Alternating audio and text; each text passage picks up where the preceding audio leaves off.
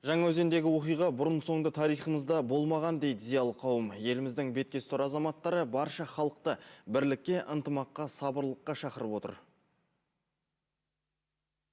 Мен маңғыстаулықтардың бастан кешкен талай қиындықтардың ортасында болдым. Bir кезде Жаңаөзен оқиғасы болды. Ол нағыз отаршылдықтың, бодандықтың астамсыған күндер еді. Ол кезде халықтың бойын кернеген ашу ызаны мен түсінетін едім. Сондықтан ол кездегі мен бұл кездегі бәрі бірдей емес. Біздің халқымыздың күткен тәуелсіздігін көріп отырмыз. Жеткен жеңістеріне көріп отырмыз. Бұл жолы мына Маңғыстау өлкесінің де өткен жылдардың ішінде қайтып өзгеріп жатқанын біліп көріп жатырмыз. Bir өзеннің басында қанша мектеп салынды. Bir өзеннің басында қанша балалар бақшасы салынды. Қаланың өзінде қаншама үлкен өзгерістер бар. Ал облыстың көлемінде үлкен-үлкен құрылыстар жүріп жатыр. Жақында ғана мынау Түркмен Қазақстан темір жолы бітті. Бұндай істер аман болса әлі де істеледі. Аман болса мынау еңбек дауы дейтін кейбір жекелеген ұжымдардағы еңбек даулары шешіледі. Бұл жөнінде ел президенті кеше сөйлеген сөзінде айтты. Жалпы біз барлық шешілмеген қиын мәселелерді шешкіміз келсе, оны ойласып істеуіміз керек. Ақылдасып істегендерің жөн болады. Бұны заңға сыйымды, заңның ауқымында ғана шешкен дұрыс болады. Жалпы бұл іске де енді құқық қорғау органдары өзінің бағасын бере жатар. Дегенмен халықтың шырқын бұзбай, барлығы да мынау абыройлы іске, ақжүзді іске тез бұрылады ғой деп ойлаймын. Бүкіл халық мерекелеп жатқан кезінде өзінің тәуелсіздігінен шыққаны ол ұят болды.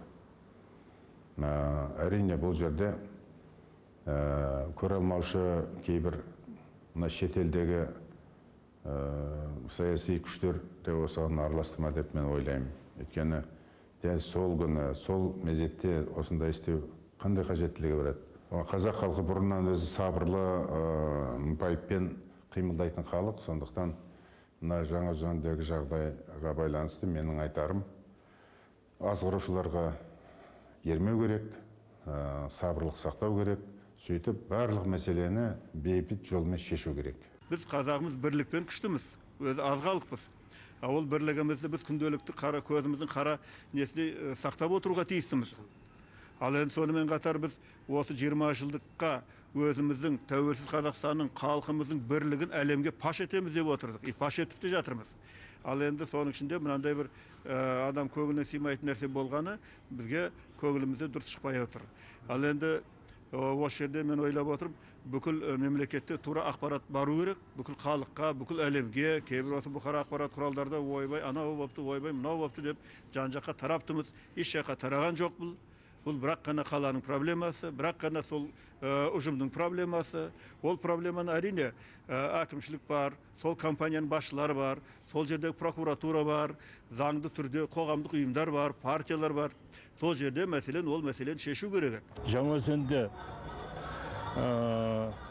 қиналған азаматтар шыққанда болуы мүмкін. Бірақ соған қарамастан қан төгіске бармау керек еді. Қан төгіс деген сөз ол ел үшін жақсы зат емес. Елдің бірлігі, елдің біргестескен тірлігі ғана елімізді алға алып барады. Біздің ақбоз сәйгүлігіміз әлемнің көзіне түсе бастаған кезде іргемізді өзіміз шайқамауымыз керек. Бізге ынтымақ керек, бізге береке керек, бізге қазақтың қабағына қазақ қарап тұрып, сүйсінетін құрмет керек. Бауырлық керек, туыстық керек.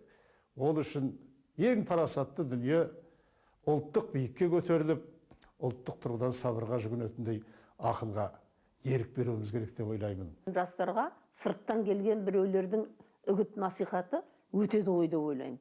Әйтпесе бұндай ойран, бұндай бүлік, қан төгіске бару, кішкентай шағын ғана қалада қазақтар жинап бірін-бірі өлтіру деген бұл не масқара? Ешқандай қазақтың тарихында мұндай болып көрген жоқ. Мына негізі бізді түртіп отқан шеттенбе деп өзіміз есептейміз. Дегенмен қазақ халқы қашанда болса да сабырлы халық болған, қашанда болса да ақылды халық болған, қашанда болса да қазақ халқы бірін-біріне қол көтеріп осындай жамандық жасамаған. Соны біз қашанда болса да есімізде сақтап отыруымыз керек. Қашанда болса да шыдамды болуымыз керек, татулығымызды нығайтуымыз керек.